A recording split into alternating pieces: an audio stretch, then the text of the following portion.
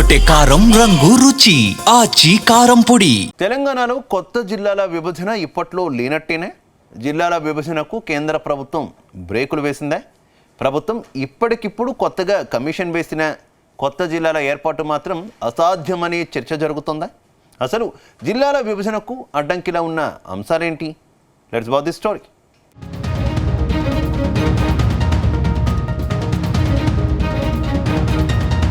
తెలంగాణలో జిల్లాల విభజనకు రేవంత్ సర్కార్ గ్రీన్ సిగ్నల్ ఇచ్చింది. త్వరలోనే రాష్ట్రంలో ఉన్న 33 జిల్లాలను కుదించాలనే ఆలోచనలో సర్కార్ ఉంది. గతంలో జిల్లాల విభజన అశాస్త్రీయంగా జరిగిందని, అందుకే జిల్లాల విభజనను శాస్త్రీయంగా నిర్వహిస్తామని అంటోంది. పలు మండలాలు 2 అసెంబ్లీ నియోజకవర్గాల పరిధిలో ఉండడం, మరికొన్ని అసెంబ్లీ పార్లమెంటు నియోజకవర్గాలు 2-3 జిల్లాల పరిధిలో ఉండడం వల్ల పథకాల అమల్లో చిక్కులు ఎదురవుతున్నాయని ప్రభుత్వం చెబుతోంది. అలాగే నిధుల కేటాయింపు విషయంలో ఇబ్బందులు ఏర్పడుతున్నాయి. అందుకే ఏదైనా ఒకే జిల్లా పరిధిలో లేదా ఒకే పార్లమెంటు పరిధిలో ఉండేలా మార్పులు చేయాలని ప్రభుత్వం భావిస్తోంది.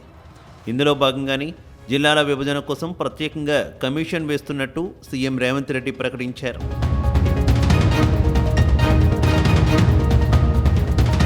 అయితే జిల్లాల పునర్విభజన ఎప్పుడు జరుగుతుందో అన్న చర్చ జోరుగా సాగుతోంది. రిటైర్డ్ జడ్జితో కమిషన్ ఏర్పాటు వేస్తారు. కమిషన్ రిపోర్ట్ ఎప్పుడు అందజేస్తుందనే అనేక సందేహాలు వస్తున్నాయి. అయితే జిల్లాల విభజనకు జనగణనే ప్రధాన అడ్డంకిలా మారిందనే చర్చ జరుగుతోంది. ఇప్పటికే కేంద్ర ప్రభుత్వం జనగణనకు నోటిఫికేషన్ జారీ చేసింది. దీని ప్రకారం 2026 ఏప్రిల్ 1 నుంచి సెప్టెంబర్ 26 వరకు మొదటి దశ, అక్టోబర్ నుంచి 2027 ఫిబ్రవరి 28 వరకు రెండో దశ జనగణన జరగనుంది. ఇక జనాభా మదింపు, మార్పులు, నివేదిక వెల్లడి లాంటి ప్రక్రియ 2027 డిసెంబర్ దాకా కొనసాగుతుంది. అంటే అప్పటి వరకు జనగణన పూర్తయ్యేదాకా రెవెన్యూ పరంగా జిల్లాలు, మండలాలు, గ్రామాల్లో మార్పులకు అవకాశమే లేదని పొలిటికల్ పరిశీలకులు చెబుతున్నారు. కాంగ్రెస్ అధికారంలోకి వచ్చాక రాష్ట్రంలోని 33 జిల్లాలను 25 జిల్లాలకు తగ్గిస్తారనే ప్రచారం నడిచింది. కానీ ఈ ప్రక్రియ ముందుకు సాగలేదు. రాష్ట్రంలో 17 పార్లమెంటు స్థానాలు ఉన్న సంగతి తెలిసిందే. దీంతో జిల్లాలను 17 జిల్లాలుగా లేదా అంతకన్నా కాస్త ఎక్కువ జిల్లాలుగా చేసే ఛాన్స్ ఉందని మరికొందరు భావిస్తున్నారు.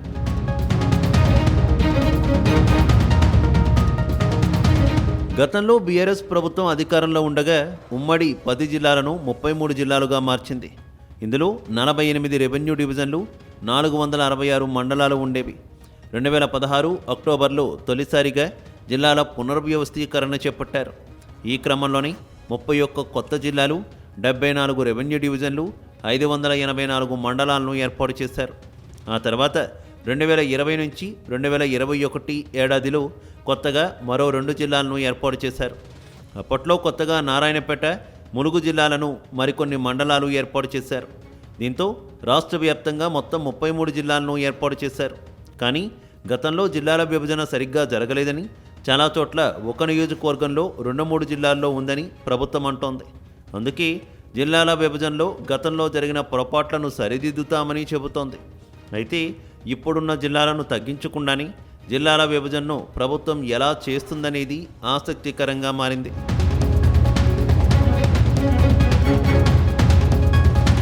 మొత్తం మీద జిల్లాల విభజన వ్యవహారం తీవ్ర దుమారం రేపుతోంది. చాలా జిల్లాలు రద్దవుతాయని ప్రచారం సాగుతోంది.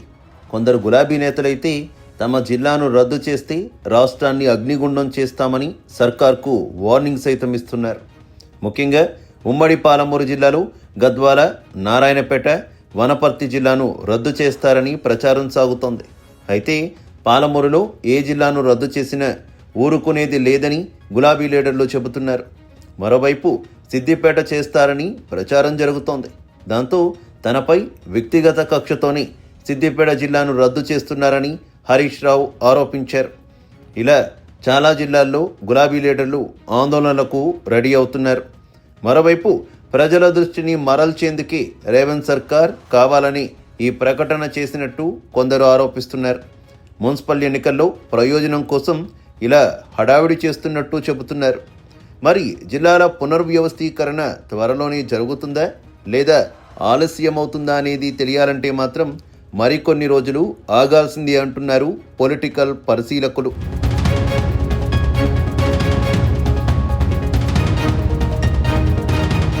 గుమగుమల వంటలే వంటలే తెరకొట్టే కారం రంగు రుచి ఆచి కారం పొడి.